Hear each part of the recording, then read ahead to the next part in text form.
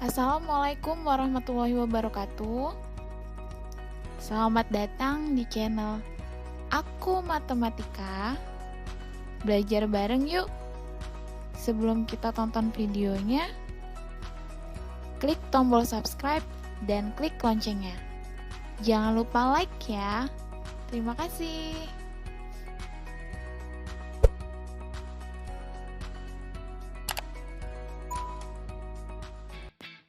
Kali ini kita akan membahas tentang statistika. Kita akan mempelajari cara membuat tabel distribusi frekuensi, histogram, poligon, dan ogi. Bagaimana cara membuat tabel distribusi frekuensi? Kita lihat yuk. Di sini terdapat data nilai matematika 65 siswa kelas 12 MIPA. Data yang ada ini belum kita urutkan, masih dalam bentuk data acak. Yuk kita simak langkah-langkah apa saja untuk membuat tabel distribusi frekuensi. Langkah pertama, urutkan data dari terkecil hingga terbesar. Di sini data sudah diurutkan ya, dari yang terkecil hingga terbesar, 25, 25, 26, dan seterusnya sampai yang terbesar yaitu 94. Langkah kedua, menentukan rentang atau range. Range didapat dengan mengurangkan data tertinggi dengan data terkecil. Jadi range untuk data yang ada yaitu 94 kurang 25 sama dengan 69. Langkah ketiga, menentukan banyak kelas atau K. Menghitung jumlah kelas bisa dengan rumus 1 ditambah 3,3 log n. N di sini ada 65, log 65 sama dengan 1,8192. Kita kalikan dengan 3,3, kita jumlah dengan 1, hasilnya 6,98. Ini kita bulatkan ke atas menjadi 7. Langkah keempat, menentukan panjang kelas. Panjang kelas atau P didapat dengan membagi rentang atau range dengan banyak kelas, yaitu membagi 69 dengan 7, didapat 9,8. Kita bulatkan menjadi 10. Langkah kelima, menghitung batas interval kelas.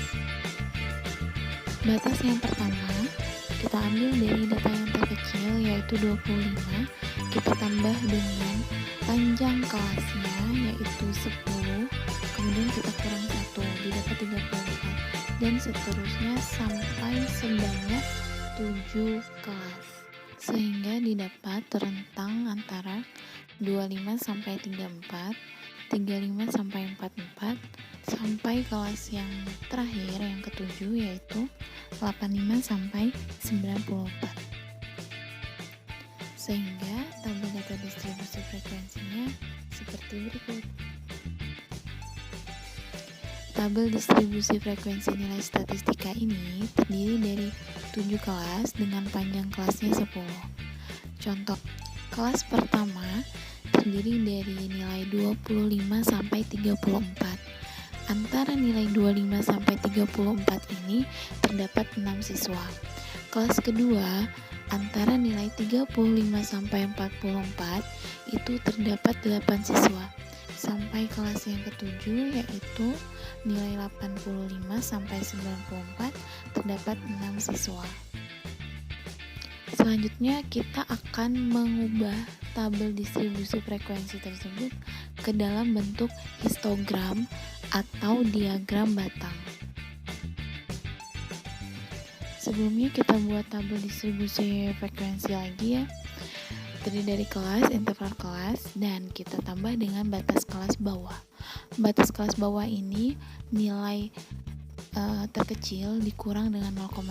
Jadi untuk kelas pertama batas bawah kelasnya itu 25 dikurang 0,5 menjadi 24,5. Kelas kedua 35 dikurang 0,5 menjadi 34,5, dan seterusnya sampai dengan kelas ketujuh. Nah, berikut berikut adalah grafik histogramnya. Jadi yang di tengah-tengah itu batas bawahnya 24,5, di sebelahnya 34,5, sebelahnya lagi 44,5 sampai dengan kelas ke-7 ya. Yang di sebelah kirinya itu frekuensinya. Selanjutnya kita akan membuat poligon atau diagram garis. Sama seperti kita akan membuat histogram, membuat poligon juga, kita buat terlebih dahulu tabel distribusi frekuensinya. Kita tambah dengan titik tengah kelas. Titik tengah kelas ini didapat dengan menjumlahkan masing-masing nilai terkecil dan nilai terbesar dari setiap kelas, kemudian dibagi dengan 2. Contohnya kelas pertama 25 ditambah dengan 34 dibagi dengan 2 sama dengan 29,5. Nah, jadinya seperti ini grafik poligonnya atau diagram garisnya, yang di bawah titik tengahnya, yang di samping frekuensinya. Dan yang terakhir, kita akan membuat ogive. Kita buat terlebih dahulu tabel distribusi frekuensinya, tetapi di sini kita tambahkan dengan tepi bawah kelas, kemudian frekuensi kumulatif, kurang dari, dan frekuensi kumulatif lebih dari. Untuk frekuensi kumulatif kurang dari itu kita mulai dengan 0, kemudian ditambahkan dengan frekuensi kelas pertama 6, ditambah lagi dengan frekuensi kelas kedua 8, 6 ditambah 8 menjadi 14, ditambah lagi dengan frekuensi kelas ketiga 11 menjadi 14, dan seterusnya sampai ketemu dengan 65. Kalau frekuensi kumulatif lebih dari, itu kebalikan dari frekuensi kumulatif kurang dari. Sehingga terdapat dua kurva ya. Ada kurva lebih dari dan kurva kurang dari. Di bawahnya, di sumbu X-nya itu ada tepi bawahnya, dan di sumbu Y-nya ada frekuensi kumulatifnya.